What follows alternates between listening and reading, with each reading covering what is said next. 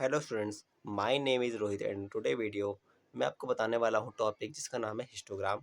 इससे पहली वाली वीडियो में हमने पढ़ा था डॉट प्लॉट्स के बारे में एंड आज हम पढ़ने वाले हैं हिस्टोग्राम्स के बारे में। तो उससे पहले अगर आपको इस पूरे सिलेबस के मतलब प्रोबेबिलिटी एंड स्टैटिस्टिक्स के पूरे सिलेबस के नोट्स चाहिए तो उसका लिंक आपको डिस्क्रिप्शन में मिल जाएगा। बाकी एक व्हाट्सएप ग्रुप का लिंक भी आपको डिस्क्रिप्शन में मिल जाएगा जहाँ पर आप अपने डाउट्स की क्वेरी को सॉल्व कर सकते हो, मतलब रिजॉल्व कर सकते हो। ठीक है, चलिए स्टार्ट करते हैं। A histogram is a type of bar graph use to represent the frequency distribution of a set of continuous or grouped data where x-axis represents intervals, y-axis represents frequency.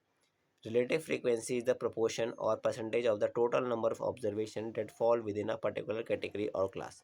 ठीक है, तो देखिए हिस्टोग्राम में क्या है कि सिंपल सी बात यह है कि आपको एक डेटा दिया जाएगा।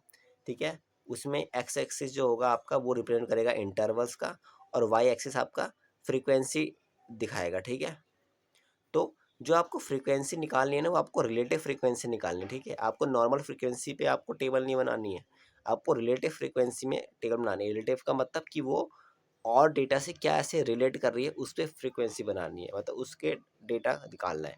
मैं भी आपको नेक्स्ट वाले पेज पर ले जाके क्वेश्चन कराऊंगा ना तो आपको अच्छे समझ आ जाएगा। ठीक है, तो जो रिलेटिव फ्रीक्वेंसी है इसका फॉर्मूला क्या है, आपको निकालना है फ्रीक्वेंसी ऑफ अ क्लास। एक क्लास की फ्रीक्वेंसी निकाल ली, उसको आपने डिवाइड कर दिया टोटल नंबर ऑफ ऑब्जर्वेशन से। तो चलते हैं अपने नेक्स्ट वाले पेज पर।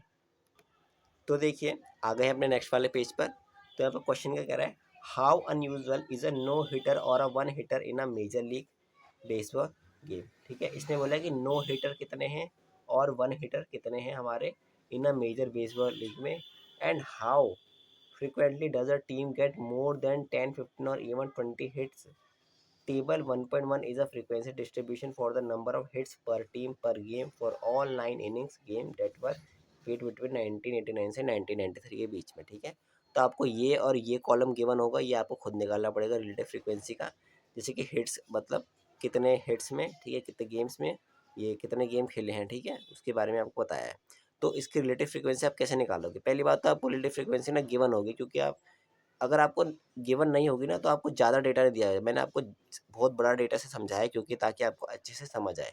ठीक है, पर आपके जो क्वेश्चंस होंगे एग्जाम में वहाँ पर आपको ज़्यादा डेटा नहीं दिया जाएगा, सिर्फ यहाँ पर 10 दिए जाएंगे, उससे ज़्यादा नहीं दिया जाएगा, ताकि आपके लिए आसानी है सॉल्व करने के लिए। तो आपको क्या करना है, पहले देखिए, पहले आपको क्या करना है, जो नंबर ऑफ गेम्स है ना, कितने गेम्स हैं उनको कैलकुलेट करना है। जैसे कि टोटल नंबर ऑफ गेम्स हमने यहाँ कैलकुलेट करे हैं इस वाले पेज पर, जो कि है हमारे 19,383।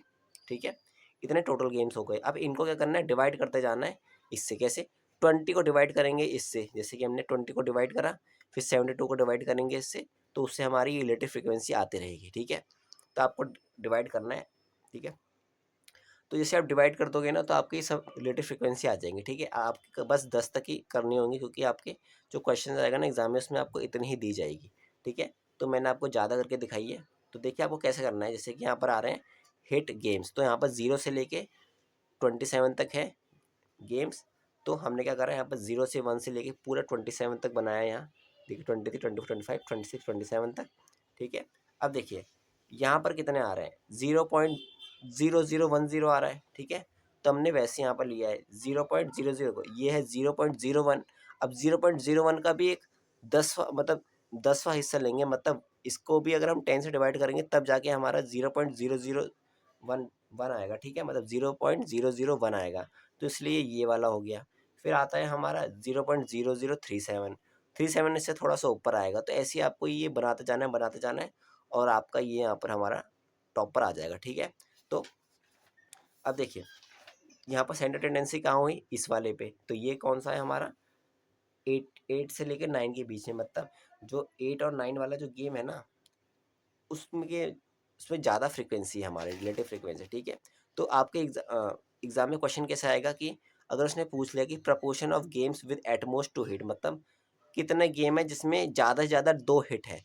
ज़्यादा से ज़्यादा 2 हिट का मतलब या तो 2 हिट होने चाहिए या 1 हिट होने चाहिए या एक भी नहीं ना हो। ठीक है, देखिए 0 हिट पे कितना है, इतना, 1 हिट पे कितना है, इतना, और 2 हिट पे कितना है, इतना। तो इन तीनों को ऐड कर देंगे तो आ जाएगा कि ज़्यादा से ज़्यादा 2 हिट पे हमारे कितने आएंगे। तो ये हमने ऐसे निकाल दिया। ठीक है, आपके यही क्वेश्चन आएंगे ज़्यादातर एग्जाम में।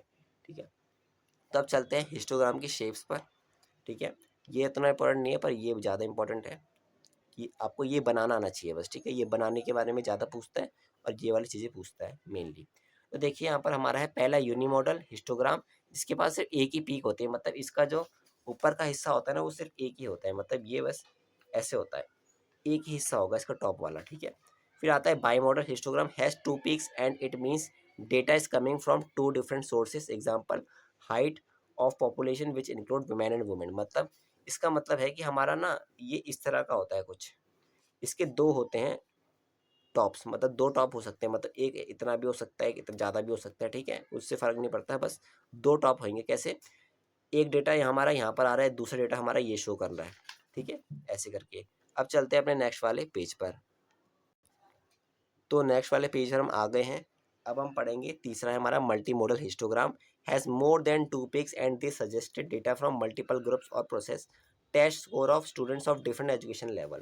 तो देखिए जैसे कि इसमें क्या होता है, इसमें हमारा एक था, इसमें दो था, अब हमारे एक से मतलब ज़्यादा भी हो सकता है, मतलब दो से ज़्यादा होंगे। कैसे? जैसे कि हमारे थे क्लास 10th में मैथ्स में सबसे ज़्यादा बच्चे के इतने नंबर आ रहे हैं, फिर जो हमारा 12th में आ रहा है उसके भी इतने आ रहे हैं या ज़्यादा आ रहे हैं, या हमारे जो ग्रेजुएशन लेवल पे उनके थोड़े कम मार्क्स आ रहे हैं मैथमेटिक्स में, और जिनके थोड़ा और हायर ग्रेजुएशन उनके थोड़े और कम आ रहे हैं, तो ऐसे ये लेवल हमारे शो कर रहा है, ठीक है। देखिए यहाँ पर हमारा होगा यूनी मॉडल, मतलब एक ही पीक है इसका। बाई मॉडल के दो पीक हो गए। पॉजिटिवली स्क्रूड, पॉजिटिवली स्क्रूड का मतलब है कि ये हमारा पहले पॉजिटिव है, मतलब पहले बढ़ गया है फिर गिर रहा है गिर रहा है गिर रहा है, तो मतलब पहले तो पॉजिटिवली हो गया, मतलब पॉजिटिव फिर गिर रहा है गिर रहा है गिर रहा है, ठीक है। तो यहाँ पर क्या है, पहले पहले कम था, नेगेटिवली स्क्यूड है, मतलब पहले नेगेटिव था, मतलब बहुत नीचे था फिर ऊपर आया लास्ट में ऊपर आया, ठीक है। पहले वो गिर रहा था, तो पहले पहले वो गिर रहा था इसलिए नेगेटिवली स्क्यूड, और पहले पहले वो बढ़ गया था तो पॉजिटिवली स्क्यूड, ठीक है। अब इससे जो नेक्स्ट वाली वीडियो आएगी इसमें मैं आपको बताऊंगा क्वालिटेटिव डेटा क्या होता है और मेजर्स ऑफ लोकेशन के बारे में, ठीक है। तो आज की वीडियो के लिए सिर्फ इतना ही। अगर आपको ये वीडियो पसंद आए तो वीडियो को लाइक कर देना, चैनल पर नए हो तो सब्सक्राइब कर देना। तब तक के लिए ओके बाय।